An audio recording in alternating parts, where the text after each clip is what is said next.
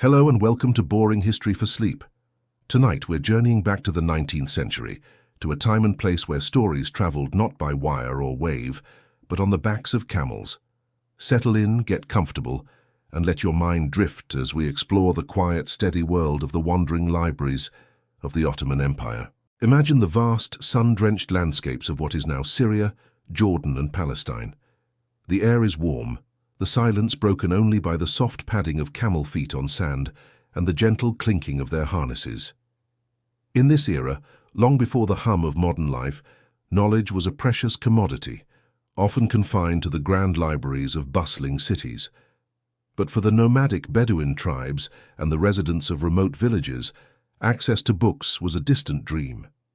This is where our story begins, with a quiet yet remarkable innovation. The Ottoman authorities, along with philanthropic individuals, devised a way to bring literature and learning to these isolated communities.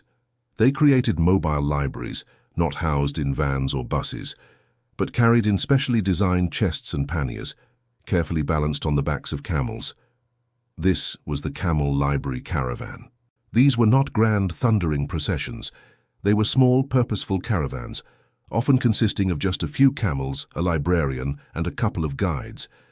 Their mission was simple: to bring the written word to those who thirsted for it. The librarian, often a scholar or a man of letters, was more than just a keeper of books. He was a storyteller, a teacher, and a vital link to the wider world. He would need to be resilient, patient, and deeply knowledgeable, not just about the texts he carried, but also about the routes and the people he would meet. Let's picture the contents of these traveling chests. They weren't filled with just any books. The collection was carefully curated. You would find copies of the Quran, of course, central to life and learning. Alongside religious texts, there would be volumes of poetry. The works of famous Arab poets, their verses telling tales of love, loss, and heroism, would be read aloud under the stars, the rhythmic words weaving into the fabric of the desert night. There were also books on practical subjects: agriculture, animal husbandry, basic medicine, and astronomy. For people whose lives were so closely tied to the land and the seasons, this knowledge was invaluable. A book on identifying stars could help a traveler navigate the vast, featureless desert. A text on herbal remedies could offer comfort and aid where no doctor was available. These books were tools, as essential as any other carried by the caravan. The arrival of the camel library in a remote village or a Bedouin camp was a significant event. It was a time of gathering and connection. As the camels knelt and the precious cargo was unloaded, a sense of quiet anticipation would fill the air. Children, who might never have seen so many books in one place, would watch with wide-eyed wonder. Elders would gather, their faces lined with the wisdom of experience, eager to hear new stories or revisit old favorites. The librarian would set up a temporary reading space, perhaps under the shade of a solitary tree or within the communal tent. He wouldn't just lend out the books, he would often read them aloud. His voice, steady and calm, would carry the stories and knowledge to everyone, including those who could not read for themselves. It was a shared experience, a communal act of learning and imagination. He would answer questions, explain difficult passages, and facilitate discussions. For a few days, the quiet routine of the community would be enriched by this intellectual and cultural exchange.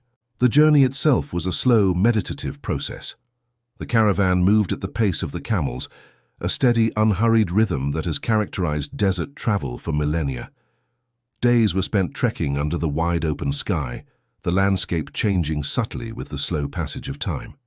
The sun would beat down, and the librarian might spend the hours of travel reading to himself, preparing for his next stop, or simply contemplating the vastness around him. Nights were a time for rest and reflection. A small fire would be lit, its gentle crackle a comforting sound in the immense silence of the desert. The camels would rest nearby, their calm presence a constant reassurance. Above, the sky would be a brilliant tapestry of stars, undimmed by the lights of cities.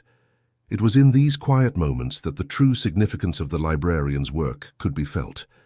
A solitary figure, carrying a small beacon of knowledge through an ancient land. These wandering libraries were a testament to the enduring power of the written word.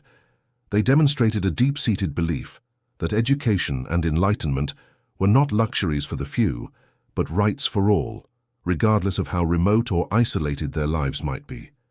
The project was an act of profound cultural generosity, an attempt to weave the disparate parts of a vast empire together through the common threads of story and knowledge.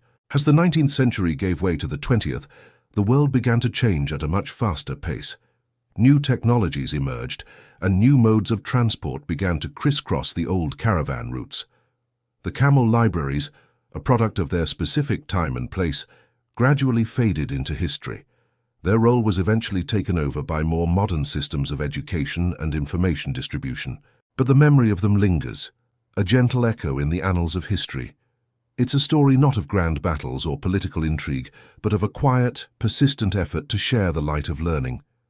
It's a story of slow journeys, of patient librarians, and of communities gathering to listen and to dream. And now, as our own journey for tonight comes to a close, let the image of that slow, steady caravan stay with you. Picture the camels, laden with books, moving gracefully across the sand. Hear the gentle voice of the librarian reading under a sky full of stars. Let this peaceful, boring story guide you into a deep and restful sleep. The world of the wandering libraries is quiet now, and so is your room. There is nothing else you need to do, nothing to think about, except the gentle rhythm of your own breath. Thank you for listening. I hope this story has brought you some measure of peace. If you've enjoyed this quiet journey, please consider following for more tales to help you drift off. Until next time, sleep well.